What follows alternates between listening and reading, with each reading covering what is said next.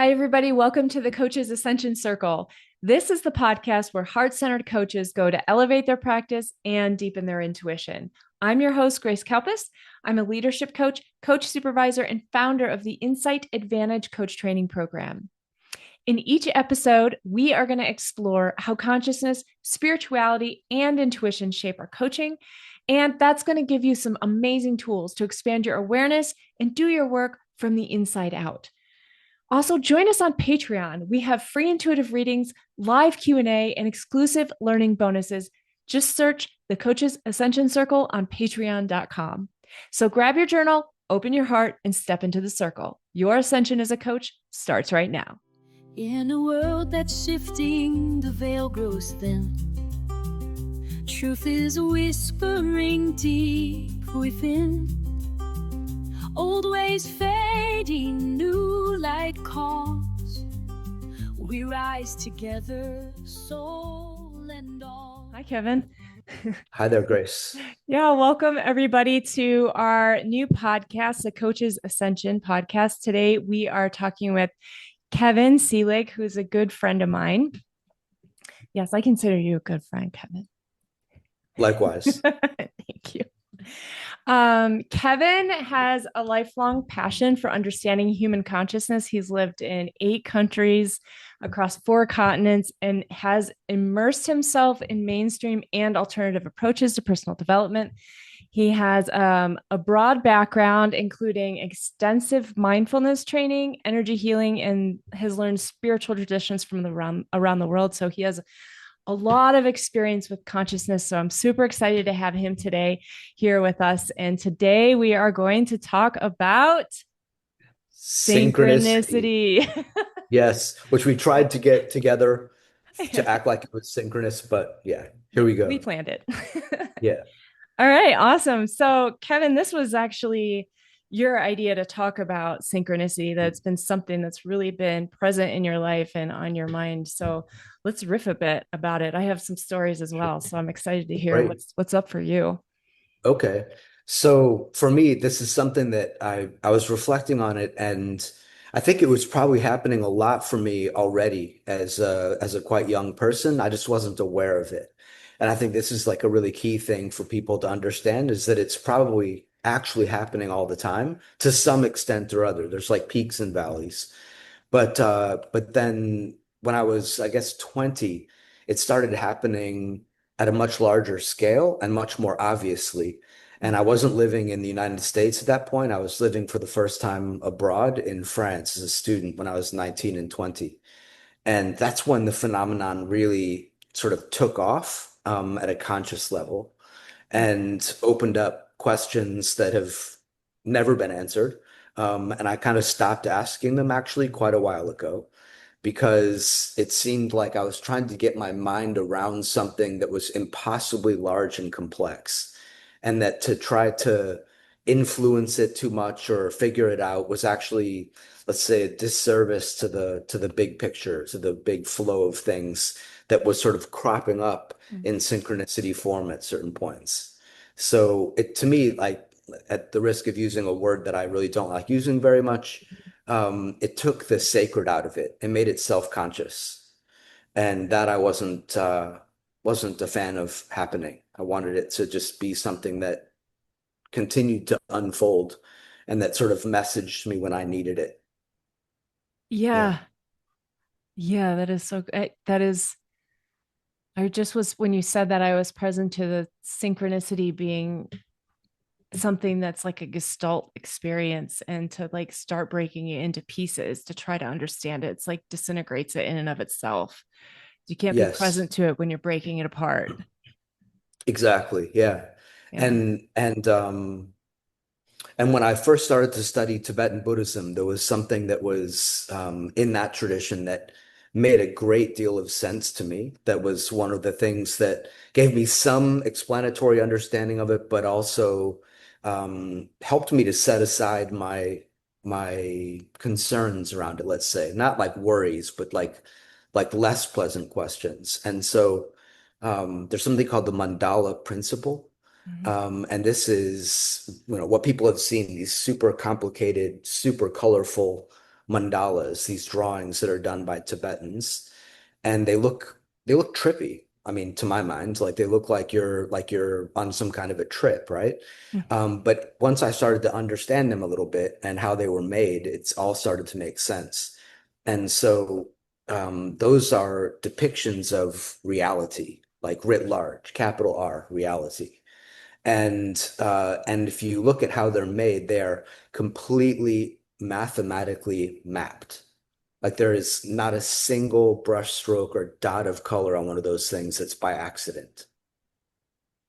So it's actually a depiction of reality, and it's called orderly chaos because things are so complex and so constant right now that we think that there's disorder. And we have the notion of entropy in physics, which is that everything tends toward disorder, systems break down. But the systems that are breaking down aren't breaking down into nothing. They're breaking down into another form of organization. And so no matter how complicated everything is, no matter how complex, no matter how incomprehensible, there's still some kind of an order. And that doesn't mean that there's a being paying attention to it and orchestrating it. So I'm not going into theism. I'm just making a statement more sort of on physics as I would understand it, that how could anything be out of order? Mhm. It's impossible, like right down to the atomic level. There's a cause and effect to everything, right down to the tiniest level, right out to the greatest level. Everything is compound. And so when I started to realize this, it was quite beautiful to me, actually. There's a real beauty in that. Some people can find it like constricting and get into worries about, is there any such thing as free will? I love Sam Harris' discussion around this. He does like one of the more graceful and sophisticated dismissals of the possibility of free will that I've ever come across. Yeah, but I remain agnostic on this one. Like his logic, I find flawless. Like I can't find a hole in it. And the people I've seen him debate, I definitely land on his side. And yet, maybe it's some part of my ego clinging to the possibility of being an individual with some degree of self-determination. I don't know, but basically, um, there seems to be some kind of enormous order and tiny order to everything. And synchronicity is where that crops up suddenly to me, where I suddenly clock that there's so much more going on than I could ever get my head around, and that I am not in control of, that maybe nobody and no thing is in control of, and it doesn't matter. There's something like amazing and beautiful and like, goosebump giving when it happens, I love it when the big ones happen because the little ones, like a lot of people are like, oh, I got my lucky number at the deli today, or I went to the train and it was like number 23, and I have my like pet numbers and such, like a lot of people, but that to me like it's a bit too self-conscious. Like our framework is like geared toward finding those indications for ourselves and like self-soothing or feeling like we're on the right path or whatever it is when these things come up. And so I don't mean to denigrate that. I don't mean to like minimize it too much, but to put it in its place for this conversation, that's not what I'm talking about. Those are like cool, fun little things, but I'm talking about when I say synchronicity, like how the part of me F did that happen? Like how on earth could this have just occurred? Yeah. Right? That kind. Yeah. The So I feel like I'm ones that talking a are lot right now. You have anything to no, no, it's great. say? It's great. It's like I was thinking that the little synchronicities we call coincidences or like, oh, Hmm. isn't that cool or cute or whatever. And those are all great. And then there's sort of this in between. I found myself when I was really, really struggling in a part of my life. And I really felt like I quote unquote wasn't gonna make it, whatever that meant for me at the time. Like I was gonna live on the street or something. It was just intense, like every part of my life. And I kept asking, like, I was super emotionally raw. And I think there's something about that rawness and that Hmm. vulnerability. There's a part of there, I wouldn't say part of, like all of me was more willing to like give myself over. Like, here you go, because everything I touch turns to crap. So someone else take the reins. That's pretty much where I was. And in that time, I was like very connected, but I would ask for signs, like, please tell me, oh no, I lost him. He'll be back. He'll be back. Oh my goodness. Recording again. So we lost Kevin. That you said the word connected and the signal dropped, and then I'm looking at on my screen Zoom workplace connecting with the little thing going. So there we have it. A Here we glitch are. in It's in. It's in. We've channeled it in. Like, okay, keep coming. Let's keep coming. Yeah. So you were I in was flow there. I connected. want to hear the completion of what you were saying. So Yes.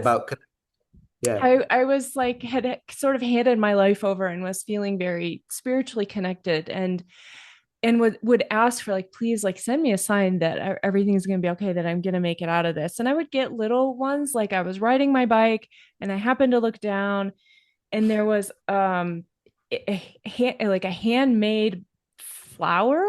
I don't know how it was made. It was made out of, like, it was almost like an origami flower, but it wasn't made out of paper. It was made out of something like waterproof, and it was sitting in the gutter. And I like picked that up. It was like, okay, thank you. I got this one, but could have been coincidence. So you're gonna have to do better. Yeah, And nice. then I was driving my car, and I think I was crying at the moment. I was like, I was so much going on. I was crying at the moment. I was like, oh, my life. And then this bus goes by, and on the side of the bus, there's, an advertisement, and it's all white in the background. And the words on it just say, everything's going to be all right. And I did a double take, and I looked to see if there was like an advertiser or something, and there wasn't anything. There was just those words. That one was a big one. I was like, okay, I Wow. got it. Thank you. Thank you. That's Yeah. awesome. Wow. Yeah.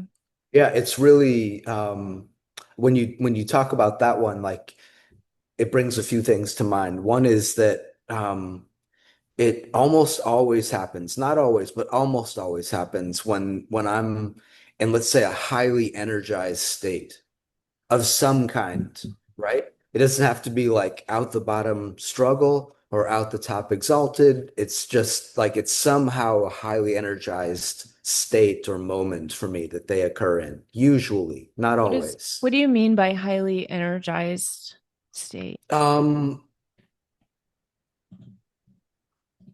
like there's some part of my experience that's extremely intense right then. And it can seem low grade, like I'm in a deep, deep chill, but I'm also like in a state of like near thoughtlessness, like the discursive mind is totally sidelined.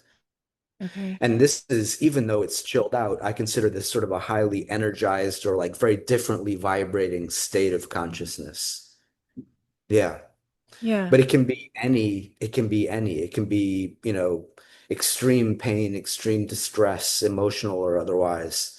It can be, I had one happen when I was like running from the cops, right? So that was highly energized. That was very highly Okay. energized. Can you tell us that story? I want to hear why Sure. you were running from the cops, and then how you got This was synchronous. this is when like it was really starting to pop open for me. And I was like just turned 20.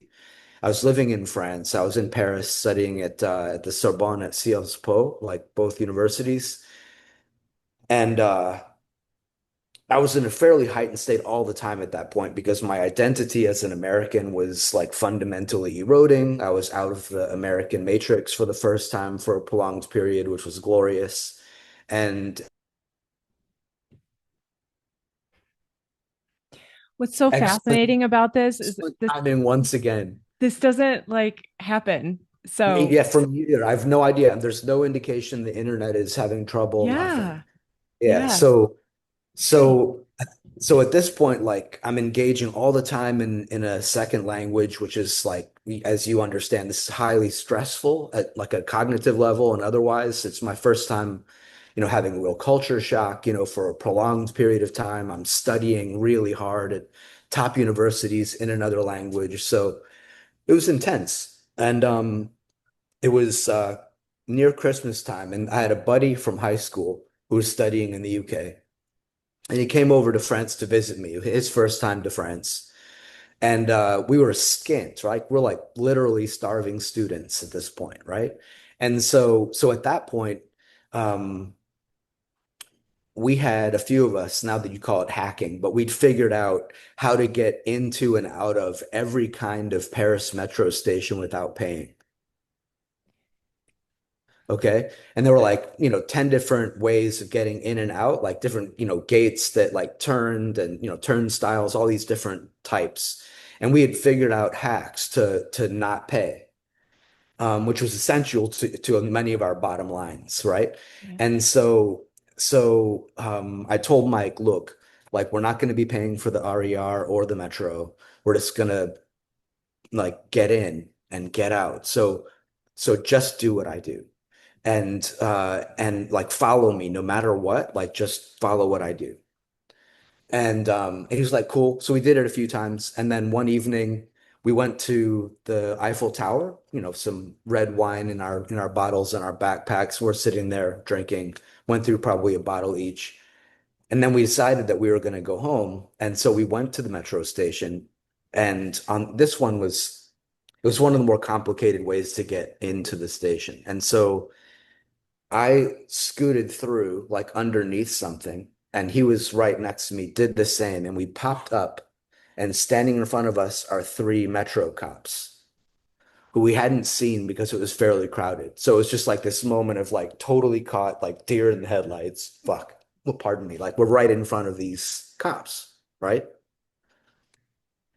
And so I just bolted, just ran. And Mike panicked. Instead of following me, he ran in another direction. He ended up getting caught in the whole thing. But I ran, like went down, like scrambled around, got across to the other side, like got out and was running, like sprinting headlong because the cops were running after me for a good while. Fortunately, I was like young and fit. And it was like out of a movie scene, and I'm just like headlong running, running, running. And so I figured that like I needed to get somewhere. So I ran for the nearest metro station, which I knew where it was. And so I sprinted. And as I was running down the stairs into the next metro station, there's one guy, it's like 10:30 or 11 at night. There's one guy walking up the stairs. And it's somebody I hadn't seen since sixth grade in elementary school in Michigan. And you're in France. I'm in Paris, France at night, drunk and running from the cops and running into the metro station. And Matt Smith is walking up the stairs. And he's the only guy. I'm the only guy running down. He's the only guy walking up. And I was like, Matt Smith. And he goes, Kevin Seelig. And I was like, I'm running for the cops. I can't stop. And kept going. So weird. Right? Oh my gosh. Yeah.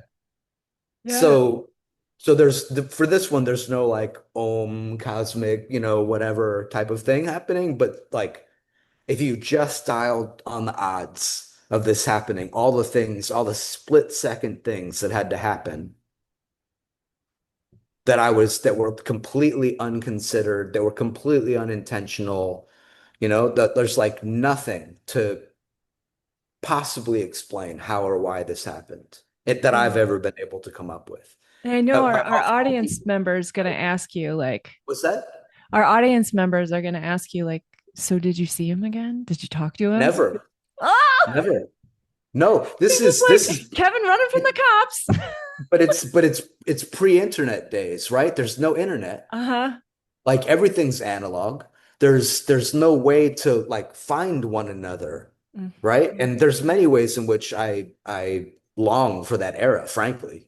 But 'cause I think there was much more available in various ways than there is now, let's say. And so no, and I've never spoken with him since. I checked online at one point to see if he was still like kicking, like moving around on the same planet I still am. And he doesn't indeed seem to be and doing well. And I've thought about like reaching out and seeing if he remembers. I mean, I think he must remember. But yeah, it would be fun to have a little chat with him after all these Yeah. years, all that's happened. But that Yeah. was the first one where it was just like ding, like, there's that song, there's something happening here. What it is ain't exactly clear. Better stop, child, look around, you know. So Yeah. yeah, that was the first really big one for me. And Yeah. from then on, it's happened steadily and to the point where like my anyone who's like quite close to me is just sort of like, yeah, I've heard this kind of story from you before, and like I don't know anyone it happens to like this. And I would tell the stories to my family members way back when, and their eyes would glaze. They would think I was like making it up. Literally, they didn't believe it, until two happened that involved family members. And then they couldn't sort of get around it anymore. Yeah. Interesting. Yeah. Well, you said that it seems to happen when you're in a different vibrational state or high Ye- energy state. Yes. Um, Does that make sense to you? 100%. Yeah. I mean, for me, I had it a lot when I was in that real raw state. Yep. I think for me, it happens more if I'm meditating, if I'm doing TM twice a day, 40 minutes total a day, Yep. consistently, then some stuff starts happening. Yep. I think if I'm in these kinds of conversations on a regular Yes. basis, stuff starts Yep. happening. Um, Yep. and it might be easy to say like, well, maybe it's stuff you just weren't paying attention to, but to your point, like it's very clearly out of regularness. Like it's something you couldn't have missed. Yes. Yeah. Yes. Yeah. So I think Yeah. that, I mean, if you're practicing Buddhist or then I would think that this would happen quite frequently. Hmm. And one thing that I noticed when I did practice TM a lot was I knew something was coming before it would happen. Like my Hmm. senses were like, gosh, I was only 19 or oh God, 19 or 20, I think. And I was a camp counselor and I was meditating. Actually, I was like the camp nurse or something. And I was meditating like in the little building that we have for like boo-boos. I was just sitting there meditating. And all of a sudden I could feel my body go. It was like somebody had walked into my field and like my field just went broop. And like I was like, oh, someone's going to knock at the door. And then somebody knocked at the door and I wasn't surprised. I'm like, no, because I Yeah. felt it coming. Yeah. It's that ability to be not identified with our thoughts, and our Yeah. complaints and the things that we're busy with and just Yep. not being busy with them, which takes Yep. practice of just not being busy with them. Yeah, it can happen by practice and it can happen by getting knocked out of our usual state. Mm, mm, Like you were talking about really being in like intense distress. And that's a very non-ordinary state of consciousness, hopefully. And so yeah, so things like I think that the frequency can go up at that point of that kind of event. And then the one where you're changing your vibration by some kind of behavior, that can be from um, being in a flow state of various kinds, I think. So whether it's art or meditation or like, yep. strong exercise where you Exercise, yeah. actually click into flow Hmm. of some kind, like when I was like a distance runner, I think that brought it on a lot. Um, And he's gone again. It's okay, he'll be right back. Just while we're waiting, there's a resource for you to check out down in the description. It's Shots of Awe by Jason Silva. And he talks about the getting out of the banality of life or getting back into awe and that moment of presence when you're really experiencing all of it all at once. That high vibration state is when you are present to all the different things moving, and can be much more. I'm just talking now, Kevin, to myself. oh. I didn't hear you there. I was no, no. I was just telling our listeners. I was like, he'll be right back. In the meantime, Okay, nice. yes, I was recommending a video called "Shots of Awe" by Jason Silva, which is it's a short clip of the point that he makes of like when we're in the presence of all that is, it's just awe, and that Mm. we have to get kicked out of banality. We have to get into the state of what does he call it? It's a novelness. Like anytime we're in the novel experience, our fight or flight goes right into the moment because we have to know what's Mm. happening right now to save our life, right? Yep. And we're really good at that as mammals, making sure that Yep. we're staying alive. But Yep. that getting there in that moment, it's what you and I and our students worked on last week, which was like, how do we be in the moment with another human being? Well, it's what's happening right now, Yep. and not what's in your head or what are you thinking about or what do you think they're Yep. thinking about, but like what's occurring right now. Yep. Yeah, I think we like as humans we seek and we seek patterns, we seek regularity, and we routinize, and our I think our cognition, our cognitive framework is like geared toward that, toward like regularization somehow. And a lot of spiritual traditions would describe that as sleep, as like being unconscious. And I think that's one of the better illustrations for it that I'm aware of. Mhm. And somehow like the bell gets rung, or we, ring the bell ourselves in minor ways, and things get a little more opened up, a little more vivid, a lot more possibility suddenly online, and things can happen. Yeah. Yeah. What you were talking about, like sort of knowing someone is coming, like this for me, like precognition, quote unquote, and things like that. This for me is more into like the field of our senses and our attunement to all the information that's happening, right? So we notice things more, and we notice things that seem like unlikely or impossible to a lot of people's more sort of linear, more constrained views. But the synchronicity piece to me is like it's more like getting zapped by the universe, right? Yeah. Like it's like there's some kind of, and again, that's not to say that there's like somebody up there throwing lightning bolts, like whether it's a god of the Bible or Greek or anything else. And I'm distinctly not dismissing those things. I'm saying that's not what I'm talking about. Um, and where there just is some kind of like notification from the broader reality that there's a shitload more going on than we think. Yeah. Yeah. And Again, part of my language, but maybe I'm what's the word? Maybe I'm a little I want to say self-centric about this, but interpretive. uh-huh. So I like when I get deja vu or Mm. a precognition or a synchronicity, Yep. I I interpret it for myself as like you're on the right path. Thumbs Mm. up. Good job. Like keep like Yep. you're on the because what I have noticed too is that the more I follow my instinct, my intuition on things, even when they're Yes. asking me to consistently take a risk, Mm. like owning my own business, like you know how it is, like so many things, Yes. and it's stressful, right?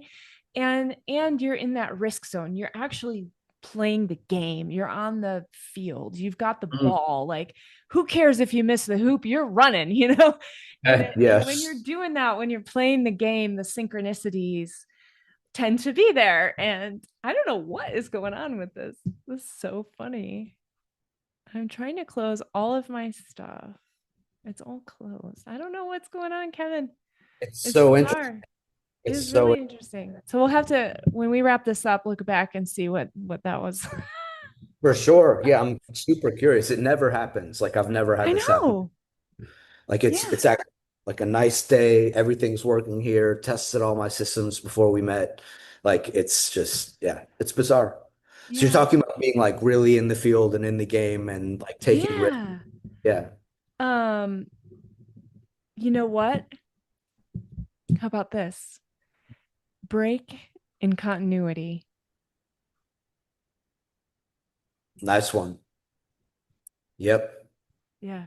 So what I'm referring to here is that we're talking about synchronicity is showing up more often when we have a break in continuity, when that banality, that transparency of life gets broken, whether we get in a car accident or we meditate every day and start to change the way our brain works, whatever that intervention is that breaks up the continuity, um, allows us to have synchronicity because we're Yep. paying attention. We're Yep. awake. A little more awake. Yes. Exactly. And so what I was referring to is as Kevin keeps dropping out is a break in continuity. It is. Yeah, Yes. I got the double entendre at I once. know you got it. Yeah. It's trippy that yeah, that it's happening in this conversation. And for anyone who thinks, oh, they staged that, we didn't. No.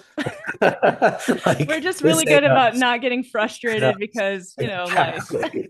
Exactly. Exactly. That Yeah. hey, that brings up another part of this though, is that um sometimes that break in continuity is trying to tell you something. Like Yes.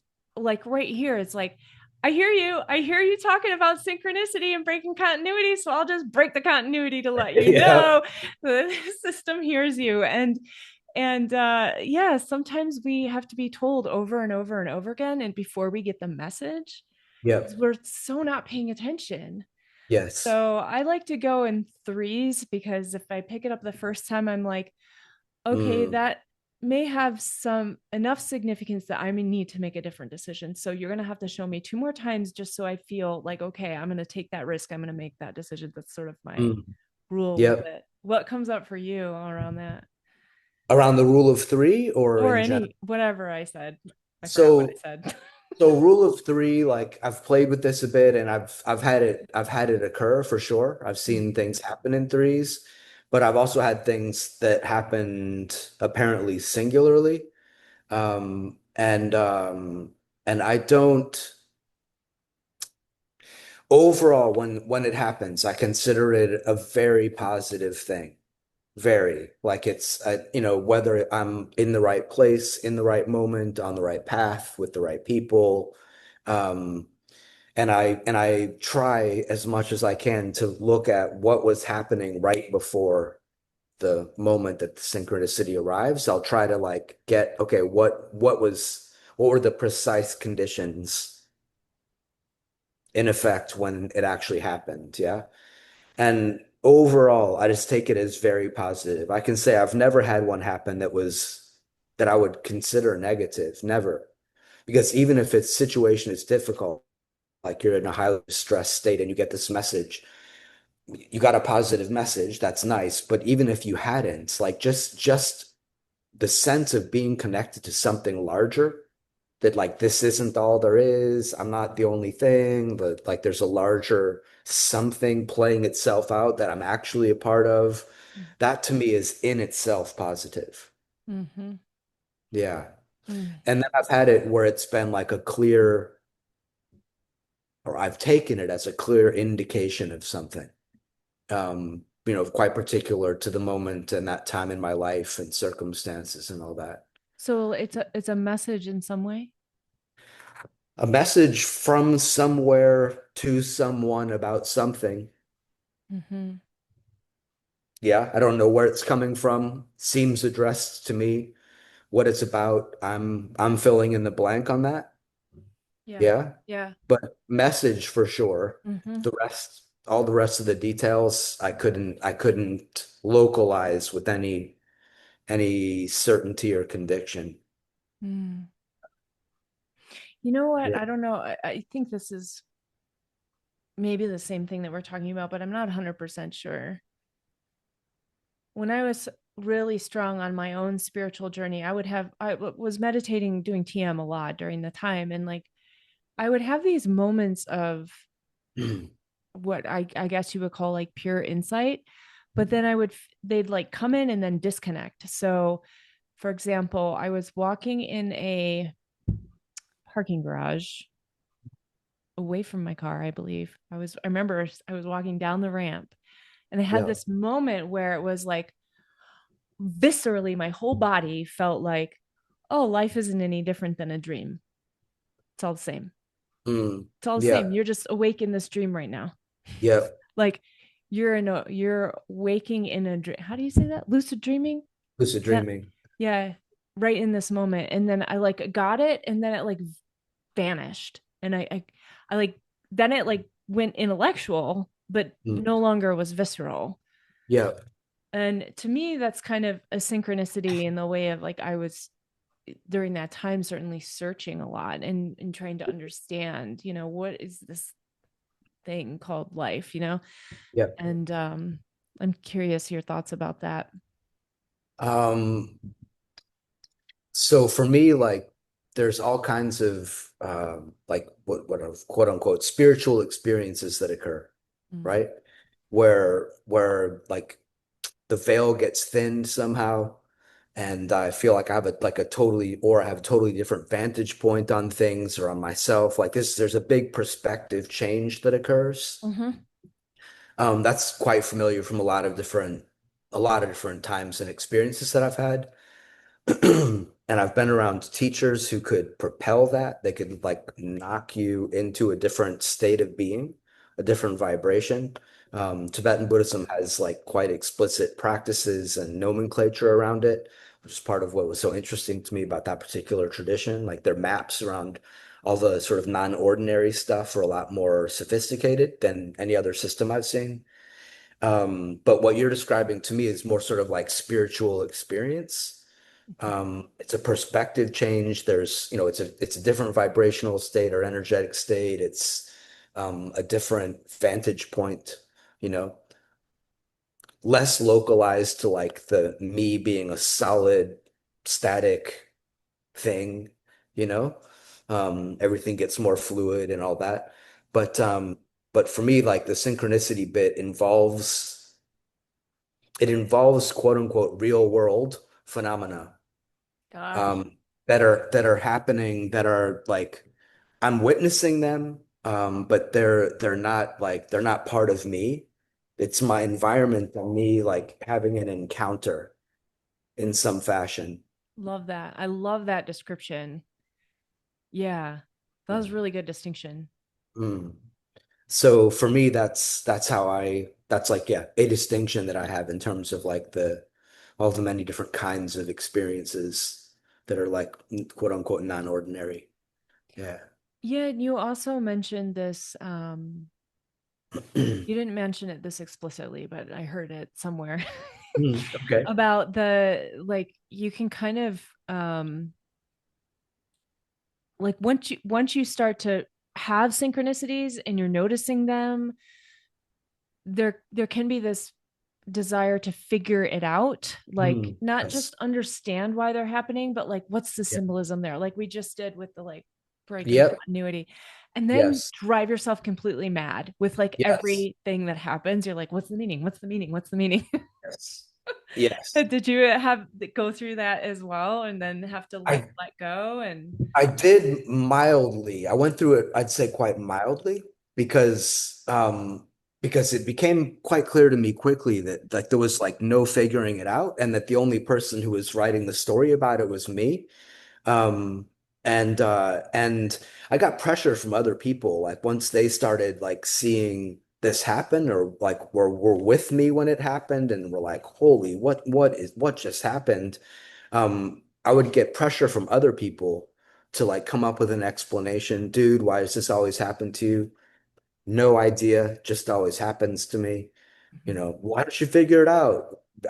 There's no like upside to that I can find. But what if you could control it? Then in one way for me it would kind of like lose its significance. If it was something that was like small enough for me to get my head around, small enough for me to get control of. And then this is me also believing that I have things figured out to the point where I know what's best, right? And there's ways in which I know it's best, perhaps, but there's also loads of ways I think nobody knows what's best, and certainly we're not in control of things, right? which is a like humbling or even humiliating realization for a lot of people if they ever come to it, right? If they ever come to it. Yeah. Um, but for me, I gave up on it early and like as a cheesy phrase, let the mystery be, you know? Mm. Like if something amazing is supposed to happen, may it occur. And, may I be there to like notice it and, draw what meaning from it makes sort of immediate sense. Mhm. But that's it. Yeah. Yeah, I love Yeah. it. Yeah. Yeah, there's stuff to unpack there. One thing that um is really powerful is, we come from this sort of pre-verbal mass of consciousness Yep. into this place where we need to experience separateness for whatever reason. And so we're okay, calling a tree and a window, and labeling every single thing that we can. And Yep. in doing so, remove ourselves from the experience of that thing. Um, Yes. And from ourselves. and from ourselves. Yeah. And so just in the thought of like figuring out synchronicity, we're trying to put language to something that is that gestalt that as soon as you put language to it, you Yep. become removed from it. Yep. um yeah. At the risk of sounding like I'm, name checking Tibetan Buddhism too much. Like it really is a system that has like given me the most insight into things. And the Mhm. process that you're describing right now is mapped out. It's something called the skandhas, which is like where we move in like a very like well, understood progression, if you want to call it that. I call it a regression somehow. Yes. From being Removal like, from. yeah, from being like in a state of union, let's say, with reality, with the field, with others, with ourselves, like in this um yeah, state of it's not even connection, like you're part of everything, right? Yeah, yeah, yeah, Different, connection like different insinuates this connection plus is this. exactly like so Yeah. you don't even have that distinction in place yet. And then we move from that into like a more and more rigid and like guarded set of distinctions between me and that and you, and Mm. name and form is what it's called in that tradition in English. So we engage in that, and then we build our stories about why those things are real and true, and develop our belief systems and our prejudices and everything else on this basis. And then there's like the whole work of return back to this sort of primordial state, Yeah. right? Yeah. And so for me, when a synchronicity hits, of course, it kicks off my discursive bean counting little bandwidth of consciousness, trying to like figure it out and commenting on it being cool and all that stuff. But quickly enough, like it's like, okay, like that happened, wild, like Yeah. there's something amazing happening. Pay attention, pay attention better Yeah. and pay attention more open, but also more soft. It's not like a focused thing for me. If I'm busy looking for it, the thing that's doing the looking is probably preventing the larger phenomena from unfolding. See, observer principle, right? Yeah, I mean Yeah. and there's lots of layers to the observer, of course, right? The watcher Mhm. has a watcher has a watcher, Mhm. but there's a more fluid, less dualistic state, where more becomes possible. And a lot of this for me boils down to like a non-dual versus dual view. Yeah. Yeah, and the non-dual, and I think we as coaches, this is a powerful Mm. point, which is holding everything as true. And Yes. when we're working with a client, hold it like we go for problem, right? A lot of the time, like clients in problem, we're focused on problem, let's solution, da da da. But Mm. when we hold everything is true, everything is possible, everything is present, then there's movement within it that we can do. That when we have said this is problem, this is solution, that we've lost Mhm. possibility, really. Mhm. of the highest potential solution, the highest potential outcomes. Yeah. I like to think of it as people come to coaching in the context of the goal that they want to achieve, period. Mm, There aren't yeah. problems. They have a goal they want to achieve that they haven't achieved. And Mm, their goal is to align with that goal. And there's some things out of alignment that aren't allowing them to align with that goal. So if you hold it yeah. all, then Yeah. they can kind of be like, oh, where should I move the furniture? Yeah. Yeah. Yeah. I would expand that, or maybe even, I don't know how to describe it, loosen it a bit. People sometimes come not knowing what their goal is, Mm-hmm. right?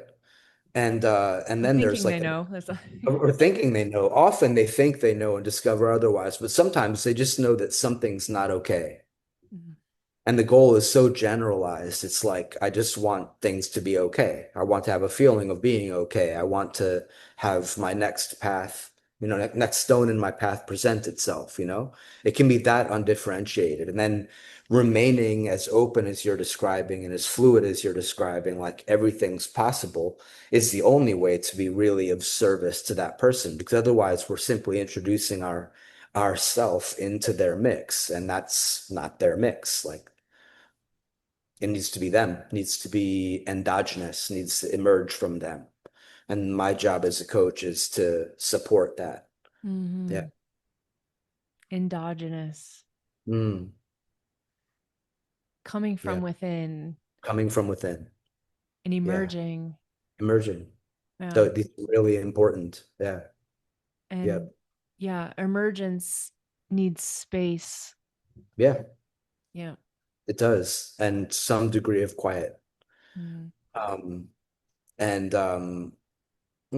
to tie it back together, like for me, there's a way in which a synchronicity is an emergence.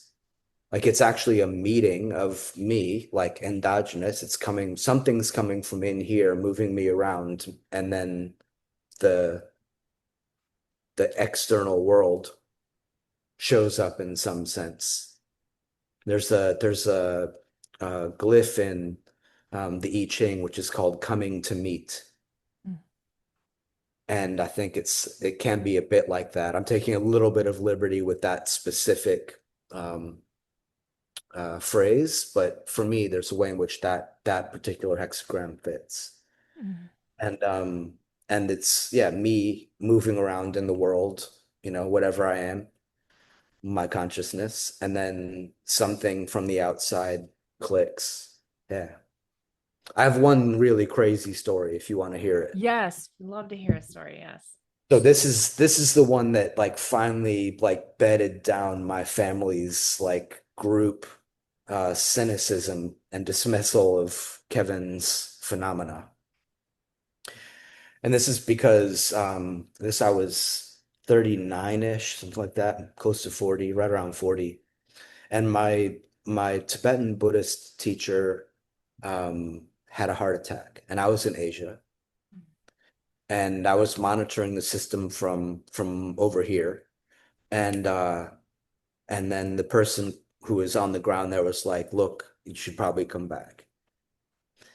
So so I hightailed it back to the States, and and landed at SFO San Francisco and made the phone call, and he had passed like just as I was landing, right? So excuse me, this is a big shock to the system, right? Talking about like discontinuity, highly energized state, just flown across the planet, which is dislocating as it is. So I went and dealt with his death and did his rites for 7 days as is traditional. And during that 7 days, I got dengue fever, or became symptomatic with it, and was the sickest I'd ever been in my life at that point. I mean, it was like awe-inspiring how intense. It's a hemorrhagic fever. I turned, magenta, the whole thing. So I went from, okay, just before I heard that he'd had a heart attack, a friend from high school I hadn't heard from in decades got in touch. Okay. And he was in San Francisco. He's like, dude, when you're back to the States, look me up. Yeah. So I get this email from nowhere when I saw it a Hotmail account of all things. And then like I came back to the US, went through the death rites, was recovering from dengue, contacted this guy Dan and said, I'm in the country very unexpectedly. And he's like, "Oh, come up to San Francisco, and catch up." So did that. And I'm in San Francisco, and it was a like stunning late spring day, like actually sunny in San Francisco. And he's like, "Let's go to the Haight." So we went to Haight Ashbury, and we're walking down one side of the street. It is packed, right? It is an absolute like close crowd, thousands of people. And he's walking just behind me. We're walking through the crowd, and I look, and like 10 people ahead, I see a face flash, and it's my sister, my youngest sister. And I was like, no way. And so I watch, and sure enough, like we're weaving through the crowd toward each other, and she starts to walk by me on my right. I mean, she has not seen me, right? It's that thing of in South America, they didn't see the ships when they came because they didn't know such things existed. It's like this, right? Because we are 3 feet from each other. I literally reach out and grab her by the shoulder. And she totally startles because someone in a crowd has grabbed her. And she looks at me, and there's no recognition in her eyes. And then she realizes who I am. And holy, like we hug and the whole thing.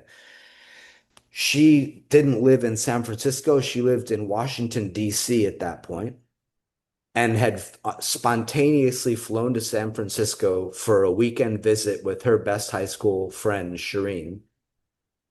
And what happened to be on that street, on that day, at that moment, in the crowd, when I was also back in the US. No one in my family knew I was in the US. No one in our family knew she was in San Francisco. And bang. And then she believed you.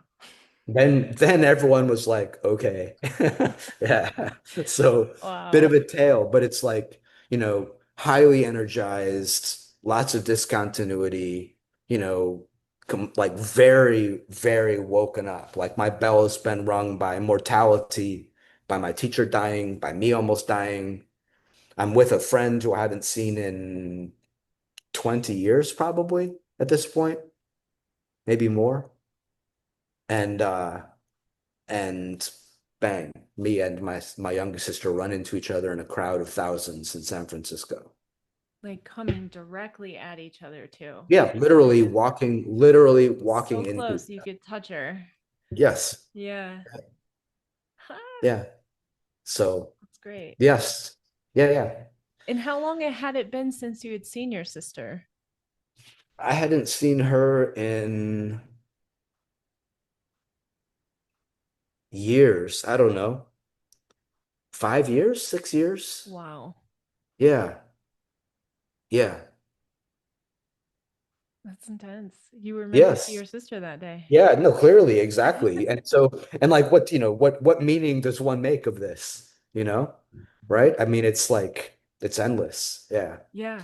Yes. So, but it happens frequently, like large scale, enough that it like, has made people in my family finally, as well as others, like take notice of the fact of it, right? Yeah. Yeah. Yeah. Yeah. And how about you? Like this is like the small world type, and often for me it's that form. So Mm. do you have any small world ones? Small world. Like, oh, Yeah, it's a running small into world. How people. funny to meet you here. I'm sure I do, but I don't Hmm, have any like on top. I mean, I know the feeling, I know right. the surprise, but I don't have one on the Yeah. top of my head. Hmm, Um, I was actually gonna ask you what give me a second to kind of get the sure. question. Yeah. Um, what what do you notice, if anything, emerging from this conversation at any Em level. emerging. You mean like Hmm. what's my current experience? Yeah, if you just stop and like feel it out for a minute, what's present for you? So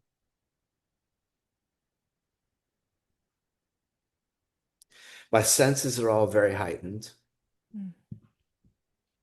Like I feel quite like very embodied, and my especially my auditory sense right now is like super heightened. Yeah. And I'm very warm. Mm. There's a lot of energy running through. Literal energy. Like I'm warm. And I'm like super curious and now wondering if our conversation is going to set off some kind of chain of events because it does at times sort of propagate. Like once I'm like more tuned in, Yeah. more tunes into me somehow, like more happens, more unfolds. So I'm quite curious. And and something I've wondered about, because when I've spoken with people about this topic in person at times, like we both get like super, super amped up, right? And senses super switched on, and then stuff can happen. There's like some kind of effect. And I'm again, like I won't say like it's causal, but like at least associative, you know? Um, but I've had this curiosity because I've read up a bit on synchronicity. I've never found like something that really like sat well with me. Like, oh, that captures it. Mm. Um, and uh, and so I've wondered since the internet's come along, very interested to see if some kind of purposeful, or not purposeful, intentional field effect could be set up. So like when people tell stories of synchronicity, it seems to like wake that order of possibility up a bit, breathe life into it. Mm. So I've wondered about like a forum online where people just start posting like their most sort of like wow or intense synchronicity experiences. Yeah. And, and if a forum of that nature would actually propagate synchronicity. Yes. Fascinating. Hmm. Yeah, so make sure you comment below. That was You set not, that that one was like, up. that wasn't an accidental pitch. Like this is, I've talked with other people about this idea, just, Yeah. just at a totally analog level, not, you know, in a filmed conversation. Like it's just something that and I haven't, obviously put the time into creating that space or like driving its presence or any of that business. But I'm quite curious, like whether if people started, like if there was a space and it was only for that, like comments are one thing, great, comment, put them in for sure. It would be an interesting experiment to run if there was a place where its sole purpose was this, Yeah. just synchronicity. Like there's nothing else operative. It'd be a good study too. It would I be. guess you'd It, be observing it. yeah, I mean, yeah, but it could, I mean, it could be made into some kind of study for sure, but it's just an open curiosity because again, something happens when we talk about this subject that is, I wouldn't say otherworldly, it's more this worldly. Like everything gets heightened, everything gets like, more energized and focused. Yeah, Yeah. yeah. I wanted to keep on that thread a little bit because I think I've noticed it when I listen to certain podcasts that I will get that like that same kind of feeling you were describing of like more Yep. present, more alert, more I can feel myself being like you said, we say connected, but it's really more just fully embodied or fully present or fully here in the Present. moment. So it doesn't take a whole lot actually. Yep. In as much as we use words to separate ourselves from each other, from ourselves, from the world, we can use words to bring ourselves back together. Yes. And Ultimately it's our only tools. I mean, yeah, it's a tool that we have. It's whether we use it, which way we use it. That's yeah, what it this comes way. down to. Yeah, Yeah. yeah. And Yeah. I was imagining as you were as you were wondering about that, I was imagining these like waves like coming out from the people who listen to just this conversation Mhm. and are suddenly a little bit more aware or a little bit more grounded, and suddenly something synchronous happens, Yeah. to your point. Yeah. Yeah. And if It, this conversation is instigating synchronicity out in the world, that's pretty cool. it would be fantastic if it did. Yeah, for Yeah. sure. Yeah. And it's Yeah. really, I mean, I think that to become more present is a big part of it. Like there's curiosity, there's openness, there's like noticing more what's going on. Like something, I'd say more of me is present and more of me is like more highly energized around this topic than around almost any other topic. Like there's a short list of things that have that kind of effect. And it's an effect that I very much enjoy. And that I enjoy sharing and I enjoy people sharing with me. And this goes back to that basic distinction of it's endogenous and it's meeting something from the outside. Yeah. Like synchronicity requires both. Yeah. There's a relational quality to it between me and reality, Yeah. right? And so whether it's between me and other people, that's one possibility. Often for me, it's that way. It usually involves other people somehow. Mm. And so, yeah, if a wave can be set up, if people get a little more present, a little more connected to themselves, a little more curious, Mm. all of that to me is very positive. Yeah. And I think that also holding the willingness to let go of control, that like, Mm, yeah, there's other things out there that maybe yes. if you don't worry about having control over, Mm, actually start to fall into place. Like, yep. yeah. Um, yeah, something was emerging there for me.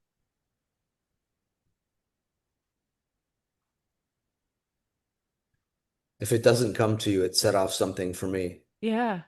Yeah. I feel it, but I can't articulate it. Okay. So what So the way I heard and experienced what you were just saying put me into what Chongyam Trungpa Rinpoche describes as a grain of sand perspective.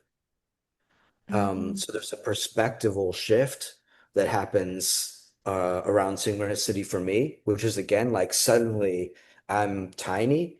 Like some people go with it, oh, you should like take control of it and figure it out and drive it somehow. And for me, I'm more like, oh, that's like the opposite of the motion. Like I suddenly feel tiny and like miniaturized positively, not negatively, and connected. Mhm. Right? To like everything, to a much, much bigger picture, incomprehensibly large picture. And so what that particular fellow was describing was like the grain of sand perspective, when like you realize that you are a grain of sand on the beach, and then you realize the beach, and then the sea, and then the sky, and you're dialed in. You're literally connected to all of it. Just you forgot, Yeah. right? And so becoming tiny, I mean, I think it's part of what people find soothing about looking into space. It's that like we get right-sized and we're tiny. Like there is Yeah. something so much more enormous and I would even say important going on than whatever my ideas are, whatever my story is, whatever my struggles are. I think we get right-sized by this kind of phenomenon. Mm, yes. And I feel like we are grains of sand that are starting to realize the beach more as a race, starting to May it see be the so. beach. May it be May it so. be, may it be so. Yeah, like do you believe in God? From your lips to God's ears? Yeah. Yeah, really, that's for me, that's like an outright like prayer, not Mm-hmm. to someone or something, but just a straight Just, up yeah. prayer. Mm-hmm. Yeah, straight up prayer. Mm-hmm. That people start to realize. I mean, suffering will go like this, Mm-hmm. appreciation of self and other will go like this. Like, Yeah. there's a lot of positive outcomes to people starting to wake up a bit. Yeah. Yeah. And And continuity. continuity builds between people, Mm-hmm. that sense of not being alone, Mm-hmm. you Yes. know? Like Yeah. imagine if all of your neighbors, like you don't have to know them, you don't have to have met them, but like, you know, you could knock on the door and be like, help. Yeah. And I they mean, would be it's, like, yeah, absolutely, what can I do for you? No problem, you know? And I think a lot of people would, is the thing. But I think, we've got ourselves so separated that we don't even want to say hi to them when they walk down the street. yes, Yeah. it's one of the things that I appreciate the most about this particular place is that there is a culture of actually looking after one another at least a little bit, And a Kevin's lot more. talking about Taiwan, in Yes, Taipei, in Taiwan. Taiwan. Mhm. Yeah, there's an ancient, intact culture here that involves old people being out on the street and old people being with young people, multi-generational households. Like there's just a completely different ethos in place here. And there's a field effect to that. Like it's a tangible thing, you know? And so what you were talking about, what brought it to mind was this field effect that if multiple people are paying attention a bit differently and with a different perspective than usual, the effects are real and wonderful. We can really like care for one another in this incredibly subtle but important way.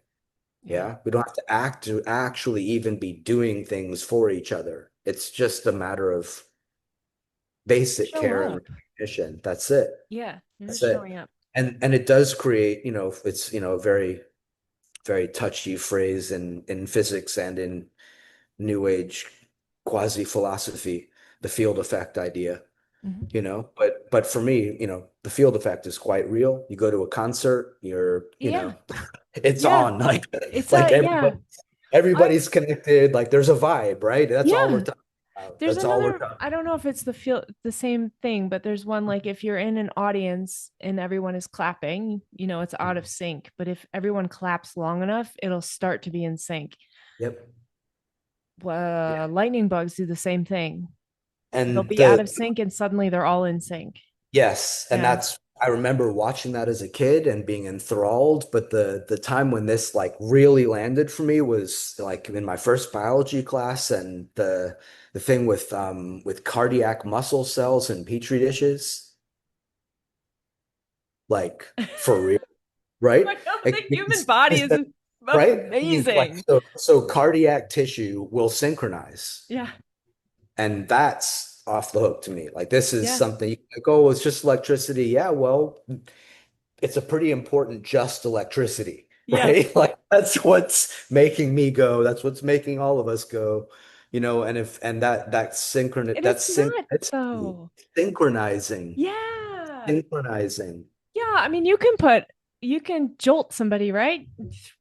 320 and shock them back to life, right? That's electricity, but that's not synchronized. Exactly.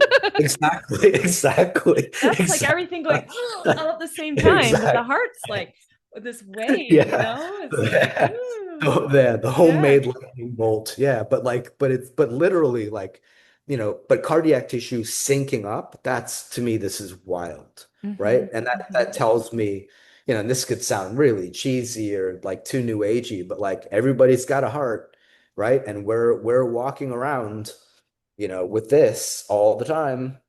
And that capacity is here. That capacity for harmony, for being together is Yeah. here. Yeah, it really is. And I assume that you are familiar with heart math and the work that Yes. they do. Yeah. So just I'll put that link down below as well. There's Cool. plenty of work being done around the heart and the heart's electrical field. And when we're in synchronicity, our hearts synchronize with each other.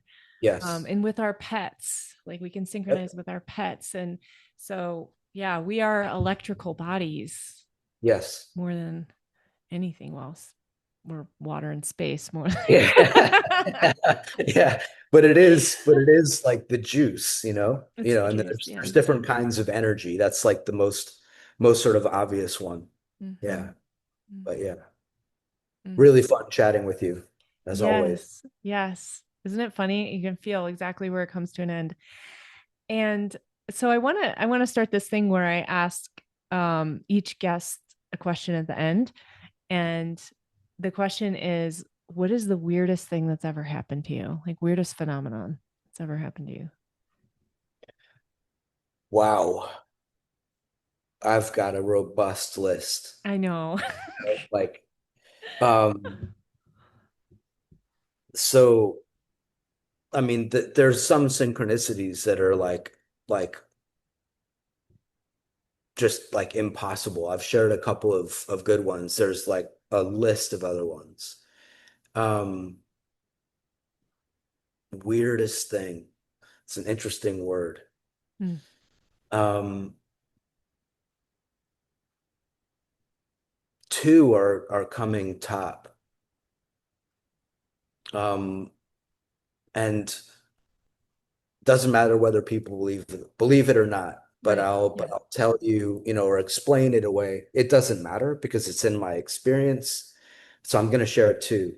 Okay. The first was with that Tibetan Buddhist master. He was American, but Tibetan Buddhist tradition.